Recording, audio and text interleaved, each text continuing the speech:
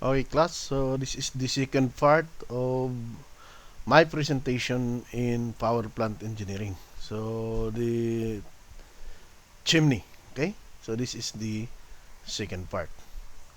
Okay. So by this time we are going to solve problems. So in order for you to be familiarized all the basic formulas involved in chimney.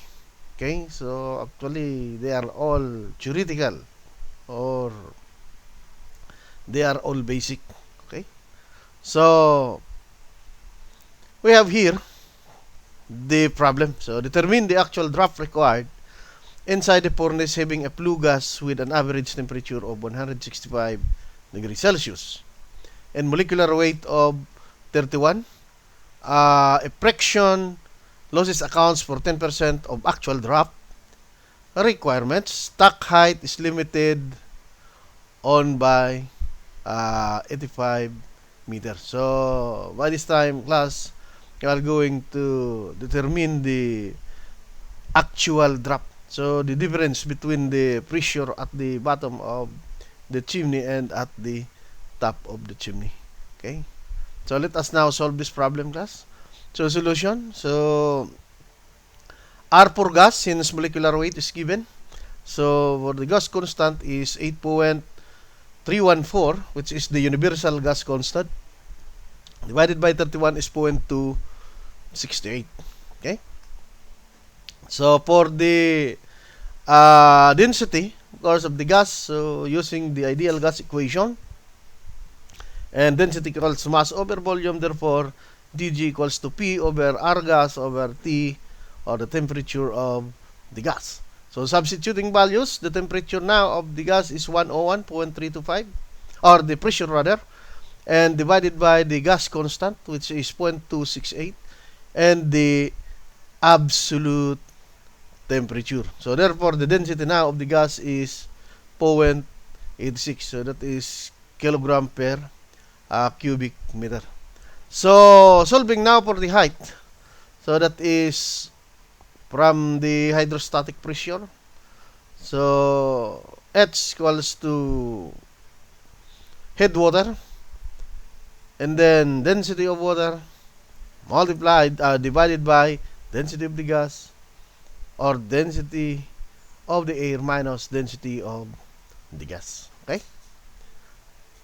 So getting now, the height of the chimney is 85 meters, and the head of water is the one which we are looking for, multiplied by the density, which is 1000 kilogram per cubic meter, divided by the change in density of air and the gas. So the head of water now is equivalent to 11.9 millimeter. So this is now the change in pressure, or the drop.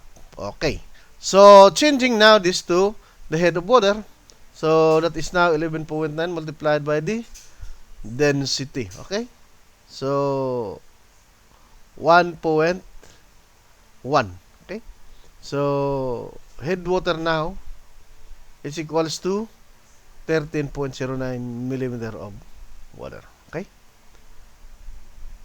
So another example, class, we have here, compute for the diameter of a chimney if the velocity at the top is measured at 12 meter per second. So we have here the velocity at the top of the chimney is 12 meter per seconds. Okay, so take note, class, for the term if the the term chimney is used for a concrete for a concrete, and stack, of course, is the term used for a steel passage of the flue gas. Okay, so if the velocity of the time measured 12 meter per second, so drop is maintained at 2.85 centimeter of water, so there is a steady flow of 35 kilogram per second of flue gas, whose molecular weight is 30.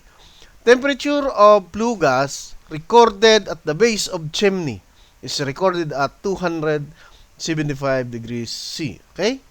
So, average recorded air temperature is 24 degrees C. Okay? So, what is the diameter of the chimney required? Okay? So, solution, again, so getting the gas constant of the gas, okay? Molecular weight is given, so universal gas constant, 8.314 divided by 30. So, the gas constant is 0.273 kilojoules per kilogram Kelvin. So, and then getting the density, automatic. So, that is 101.325, 0.273, and then the absolute temperature. So, therefore, the density of the gas now is 0.668. Take note, class, if the pressure of the gas is not given, always use atmospheric pressure, which is 101.325 kilopascal. Okay? So, again, knowing that the density is equals to mass over volume. Okay? So, again, from the equation, for continuity equation, so we have Q is equals to area multiplied by the velocity. Okay? So, velocity is already given. So, the volume now is equals to mass over the density of the gas. Okay? So, that is now substituting values. Mass of the gas is 35. Okay? Kilogram per second. And density is 0.668. Okay? So, therefore, Q now is equals to 52.4 cubic meter per second. Equals to Q. Okay? So, from the equation, Q is equals to area multiplied by the velocity. Okay, substituting the values now for Q, which is 52.4 cubic meter per second. Area of the cross-section, circular, so pi d square over 4 multiplied by the velocity of the gas, which is 12 meter per second. That is at the top of the chimney. Therefore, substituting now the values and computing the value of D, therefore, D is equals to 2.36 meters. Okay? So, quite easy. Okay? Thank you very much, class. That's all. Okay?